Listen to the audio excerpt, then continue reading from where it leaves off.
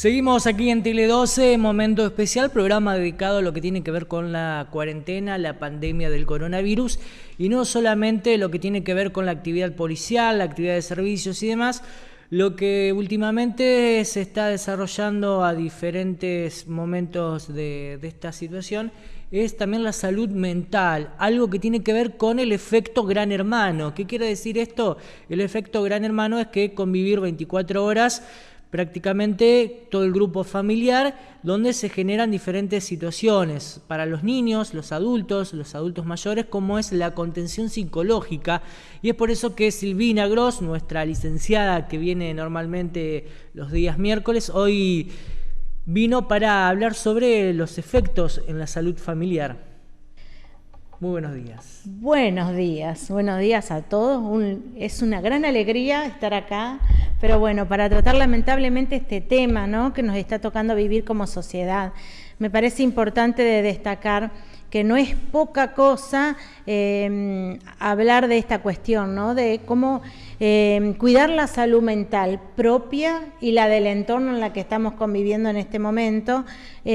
¿Por qué? Porque las emociones empiezan a aparecer, el fastidio empieza a aparecer, ¿sí? El enojo, la frustración, y esto en diferentes personas que por ahí tienen escasa tolerancia a la frustración, por ejemplo, personas que ya venían con un cuadro de ansiedad o depresivo, tiene toda una predisposición, pero también en aquellos simples neuróticos y mortales normales, el general de la gente, ¿no?, también no está exenta de esta cuestión emocional que empieza a estar en ebullición, de los pensamientos, ¿sí?, que nos empiezan a atormentar de alguna manera y que generan todo un cuadro que muchas veces uno puede llegar a tener una situación explosiva en la casa, en el hogar, por estas situaciones, ¿no?, que nos están aconteciendo.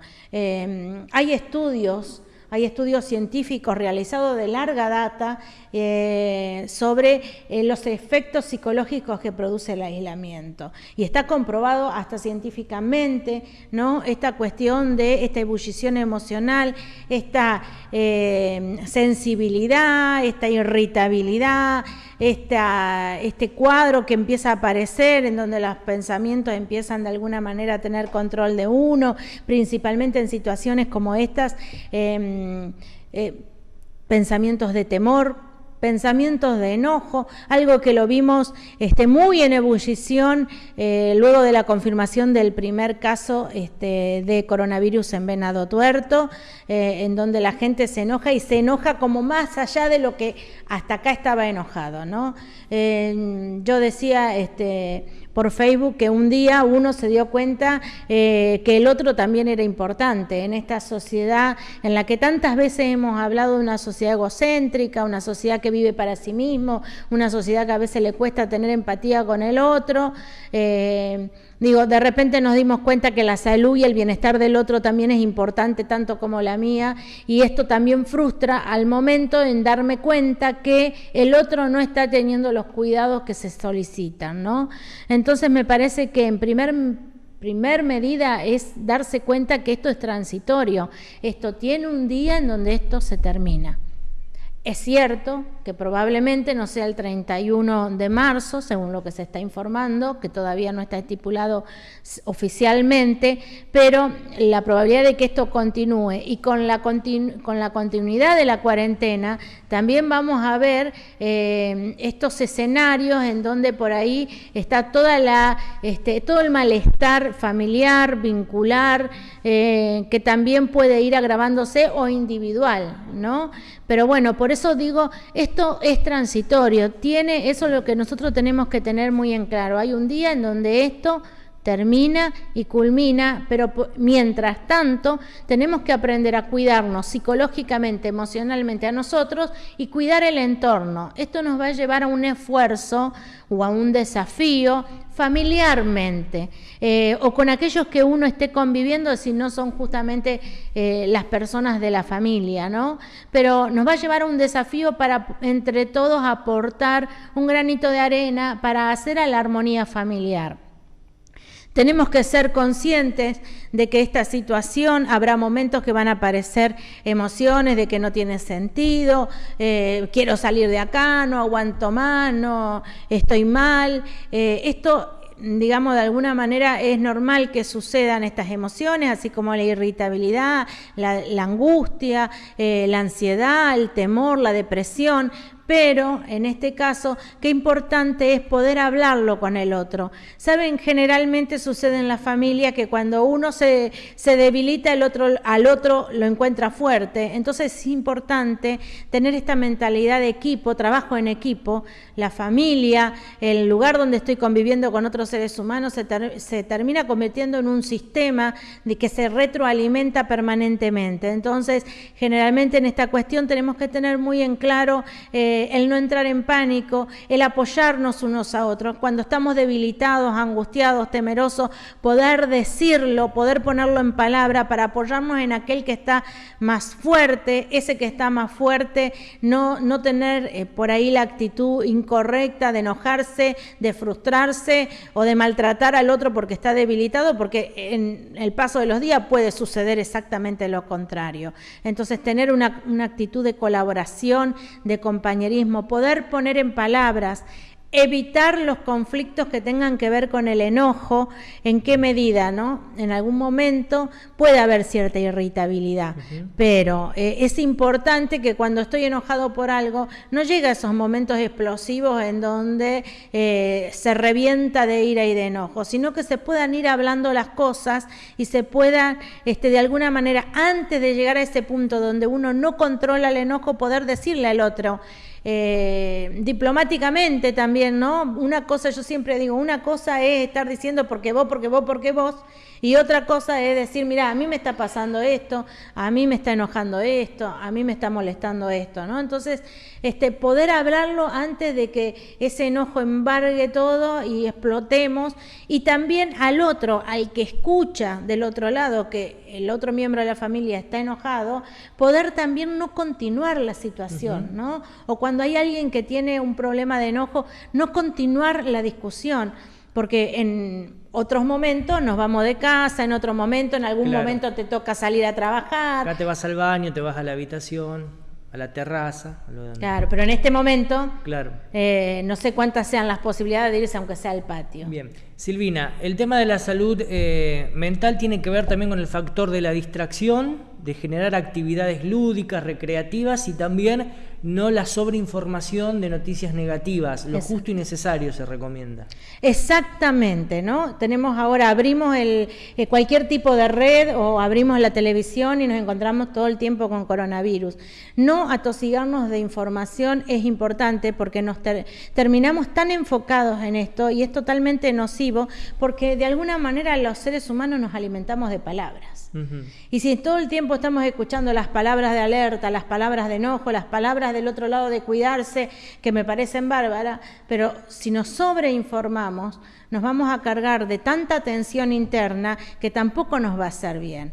En estos casos se recomienda esto de buscar distracción, de conectarnos con las cosas que nos gustan, de hacer cosas que sean saludables, de generar espacios de movimiento, ¿sí? De tomar el sol, de tener cierta rutina. Y en esto es importante, ¿no?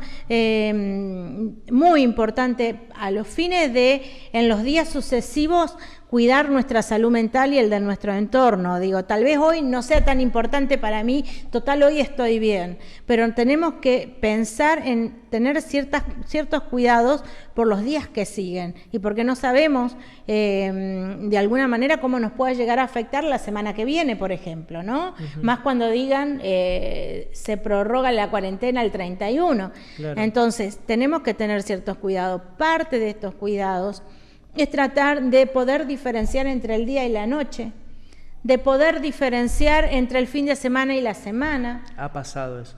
¿No?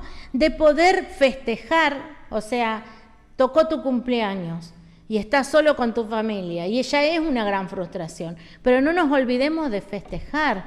No nos olvidemos de festejar eso de maneras creativas. Los seres humanos somos tan creativos, ¿no? Hagamos una videollamada generalizada, una conferencia, una reunión virtual, no sé, cantemos entre todos el feliz cumpleaños.